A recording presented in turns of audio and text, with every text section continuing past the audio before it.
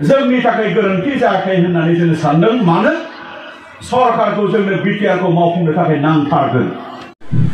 दिनै महरीपारा दखरा दुलाराय बर' फरायसा आफादनि जे बोसोरारि जथुम्मा बे जथुम्मायाव दिनै आङो बाहागो लाफानो मोननानै खोब गोजोनग्लायनाय मोनदों आरो जथेस्थ' आरो आं गोजोनग्लायनाय मोनबावदों जे बे जथुम्माया ओनसोलनि रायजो राजा ओनसोलनि माने गोरों गोरा ओनसोलनि सानसुमैफोरनि मदद आरो सहायनि गेजेरजों बियो मोनसे जाफुंसार महर मोनबाय होननानै आं सानो। मानो होनबा बेवहाय जेबायदि रायजो राजानि मोनसे लैहोर लैहोर बाहागो लानाय बेथ' रायजो राजाफोरा दिनैबो माने दुलाराय बर' फरायसा आफादनि सायाव मोनसे फोथायनाया दङ आरो दुलाराय बर' फरायसा आफादा हारिखौ जे गेरेमसा हारि दानांगौनि थाखाय जेबायदि मावथांखि जेबायदि मोनसे मिशन भिजन जे रनसायदोंमोन बेखौ दिनै मावनो थाखाय जोंनि इउनिटनिफ्राय आप टु सेन्ट्रेल लेभेल जिहेतु जोङो दिनै हाबाफारि जोङो जथायदों थिग बेबायदिनो दिनै मिरु आफाद जिल्ला आफादनि बिथोनफोरखौ लानानै दिनै महरीपारा दखरा दुलाराय बर' फरायसा आफादाबो फैबाय थानाय माने समाव खामानि मावलांनो थाखाय सोलोंथाइ बिथिङै समाज बिथिङै हारिमु बिथिङै बा जे जोंनि एकर्ड इमप्लिमेन्टेसननि बिथिङै जे रायजो राजाफोराबो जे एसे सांग्रां जानो गोनां दङ आरो रायजो राजाफोराबो जे एसे मावनो गोनां दङ बे बिथिङै जथुम्मानि गेजेरजों रायजो राजाफोरनो दखरा आफादा मेसेज होदों आरो बेवहायनो रायजो राजाफोराबो जे दिनै आं खावलायगोन जे दुलाराय बर' फरायसा आफादनि फैबाय थानाय समाव जे जोंनि समाज फोसाबनांगौनि थाखाय जे बिमा बिफाफोरा जिखिनि मावनो गोनां बिबान दङ बिमा बिफाफोराबो बेवहाय मावनांगोन आरो जे जोंनि आफादफोर बा जोंनि सानसुमैफोर बा जोंनि गोरों गोरा सुबुंफोराबो समाज गंसेखौहाय गेबेङै आरो गुन गोनाङै लांनांगौनि थाखाय बयहाबो बिबान दङ बिनि थाखाय बयहाबो खामानि मावनांगोन। मानो होनबा दिनै समाज मोनसेखौ दानांगौनि बेलायाव जोङो दिनै समाजाव माखासे बेंगुर आखुथायफोर जेरै जौ ड्राग्स बायदि मैया बेफोरखौ जोङो फोसाबनानै जोङो आगान सुरनो थाखाय जोङो दिनै जुजिदों आरो सोलोंथाइ बिथिङै दिनै दुलाराय बर' फरायसा आफादा आदब आरो गुन गोनां सोलोंथाइनि मावथांखि फोसावनानै दिनै सनितपुर जिल्लायाव दाखालिनिफ्राय साइकेल हान्जा सुरनाय 26 थारिखनिफ्राय बेयो सोलिबाय थादों आरो बे हाबाफारिया गासै जिल्ला गासै दखरा आरो गासै बर' गामिफोराव बियो फैबाय थानाय समाव सोलिलांगोन जोङो बेखौ आसा खालामदों आरो बेबायदिनो जे दिनै जोंनि रांखान्थि जौगानांगौनि थाखाय जे जोंनि नैबे जथुम्मानि गेजेरजों दखरा आफादनि जोंनि जेनाखि मेसेज बेनो जे बा दुलाराय बर' फरायसा आफादनि मेसेजआ बेनो जे जोंनि जे आबाद जौगानायनि खोथा बा बेफार बानिज्यनि खोथा बा जोंनि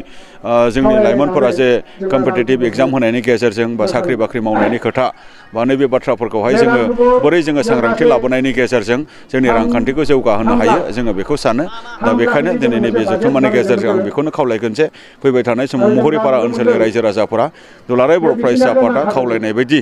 जे एकर्ड इमप्लिमेन्टेसननि थाखाय जिखिनि सहाय आरो मदद बेखौ जोङो मोनलाङोब्ला एकर्ड इमप्लिमेन्टेसनाव जेबो उसुबिदा जानाय नङा आरो एकर्ड इमप्लिमेन्टेसन खालामनो हानायावनो रायजो राजा फरायसाफोरनि जौगानायनि बाथ्राया बेवहाय हाबनानै दङ। आं बेखिनि बाथ्राखौनो बुंबाय। जे बाथ्राखौ सोंदों प्रश्ननि उत्तरखौ आङो होनो लुबैदों जे 2014निफ्राय दुलाराय बर' फरायसा आफादा इसु दङ होननानै सोमावसारनाय दङ होननानै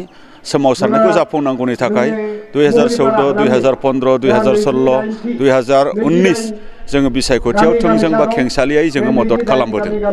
थिग बेबायदिनो जोंनि सोमावसारनायखौ 2020नि 27 फेब्रुवारियाव जोङो बिटिआर होननाय मोनसे सुक्तिखौ जोङो खालामनो हादों आरो बिटिआरनि बाहेरानि बर'फोरनि थाखाय जोङो बर' कसारि वेलफेयार काउन्सिलखौ जोङो दाफुंनानै होनो हानाय जेनाखि दफा बेखौ जोङो मोनबोदों जायखौ आसाम सरकारा बावैसो सानथामसो सिगां मोनसे पुर्नांग मोनसे इन्टारिम कमिटि बेखौ दाफुंनानै होनाय जाबाय। थिग बेबायदिनो दिनै जे बिटिआर एकर्डआवहाय थानाय मोनफ्रोमबो दफाखौ मावफुंनांगौनि थाखाय जोंनो दिनै मोनसे पलिटिकेल मोनसे पेट्रनाइज जिथु नांगौ जायो आरो मोनफ्रोमबो माने दफाफोरखौ मावफुंनांगौनि थाखाय सरकारनि मदद नांगौ जायो। थ' बेखायनो फैबाय थानाय समाव जों दुलाराय बर' फरायसा आफादा जों सानगोन जे जोङो जे एकर्ड इमप्लिमेन्टेसननि थाखाय जोङो माने बिसायख'थिनि जेनाखि हाबा मावनाय थोंजों बा खेंसालियायै जोङो बेखौ मावगोन आरो बेनि मोनसे अफिसियेलि जेनाखि फोरमायनाय जोङो आफादनिफ्राय जों अफिसियेलि बेखौ फोरमायगोन। दासिम